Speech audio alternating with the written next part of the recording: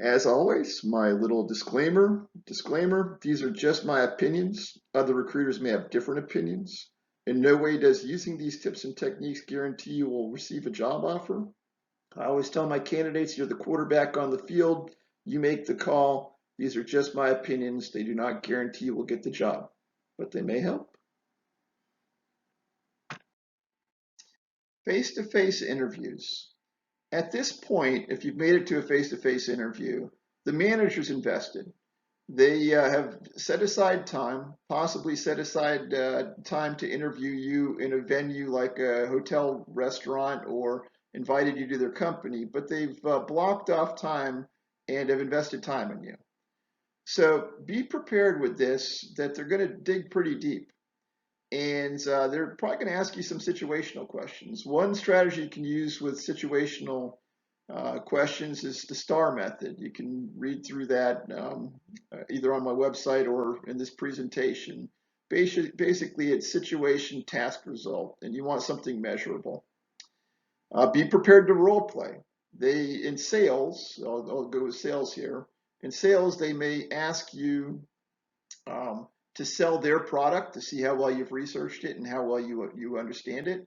Or they may ask you to sell your current product so that they can see what your skill set is and understanding it's transferable, as we mentioned earlier.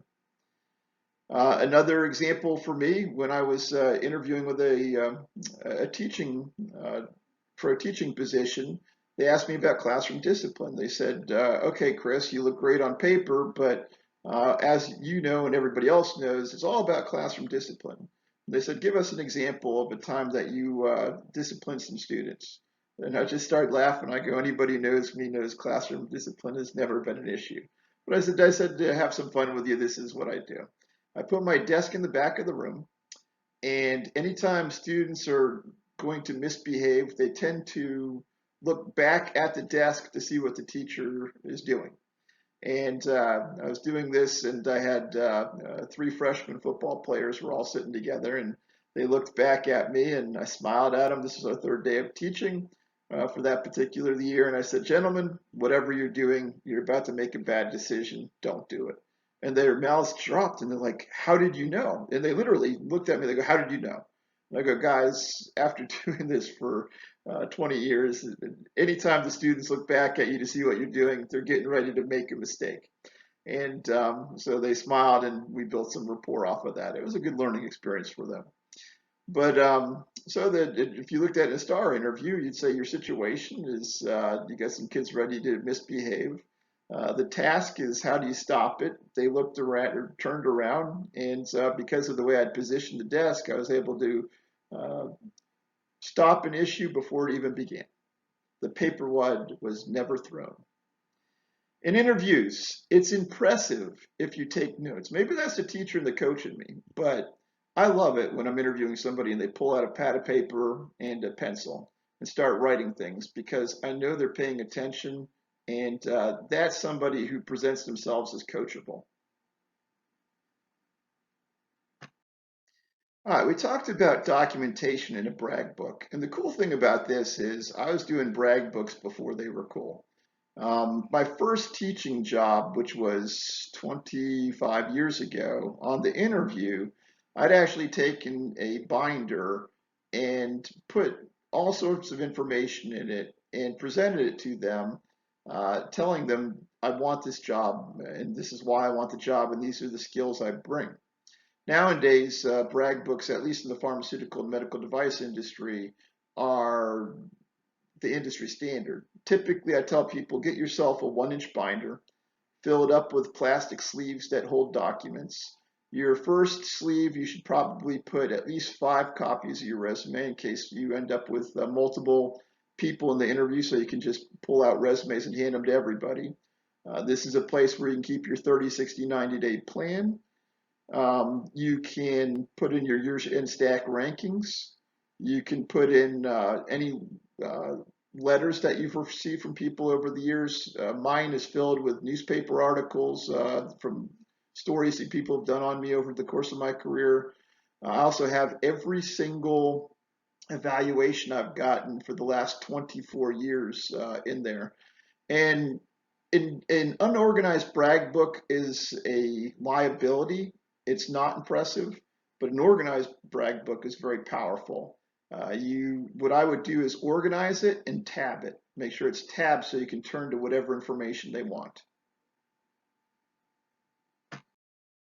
I have a gazillion stories of ways people have uh, messed up interviews in ways, some of the stuff I couldn't even make up if I wanted to.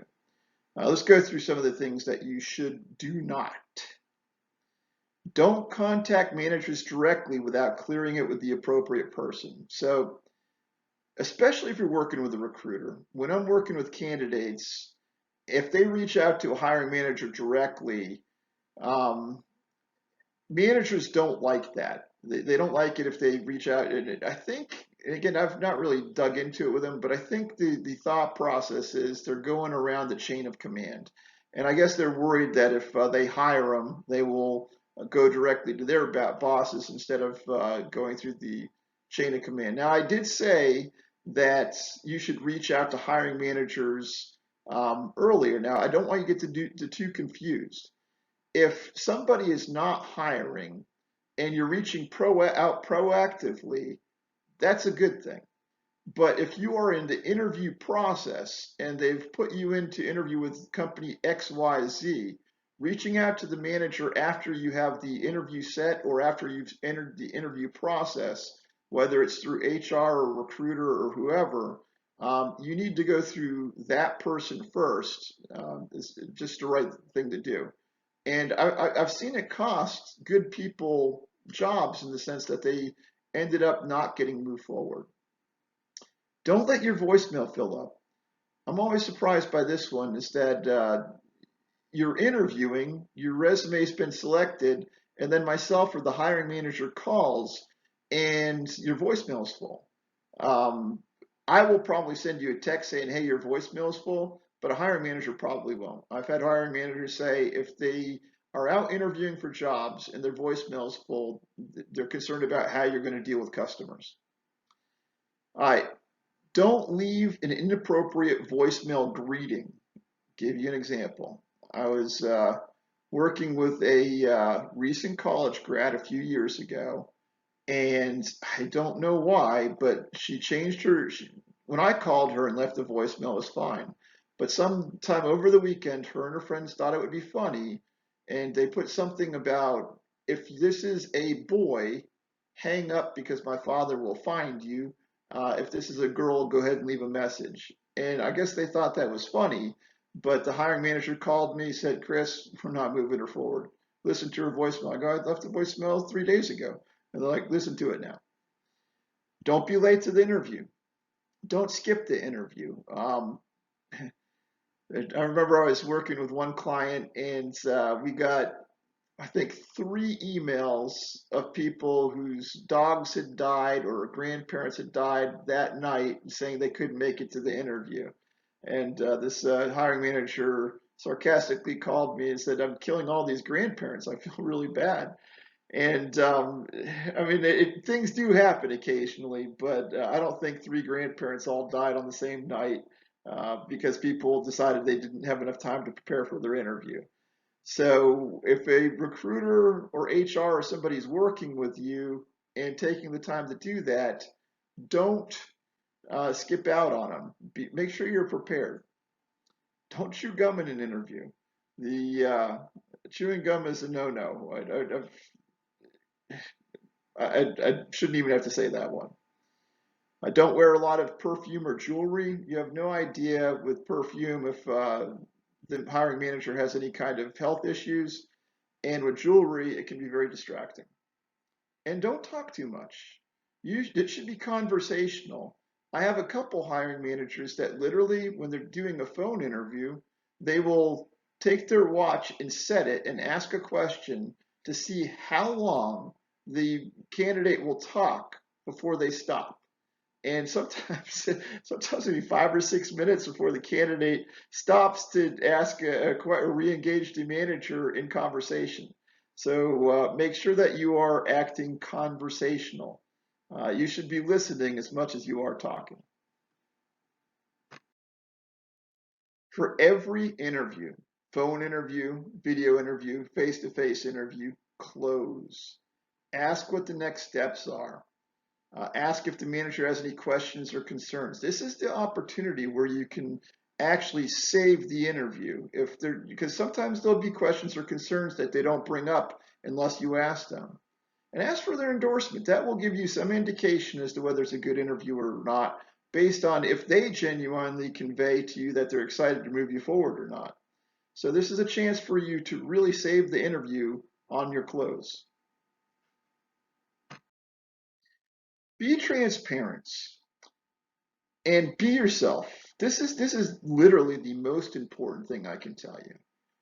I know too many, even the most talented recruiters out there, who will coach candidates to answer questions the way they think the hiring manager wants them answered. And my thought on it is it's good to be diligent, good to be prepared, it's good to understand the questions that are going to come your way. But you need to be yourself, because if it's not a cultural fit for you, that's not good for anybody.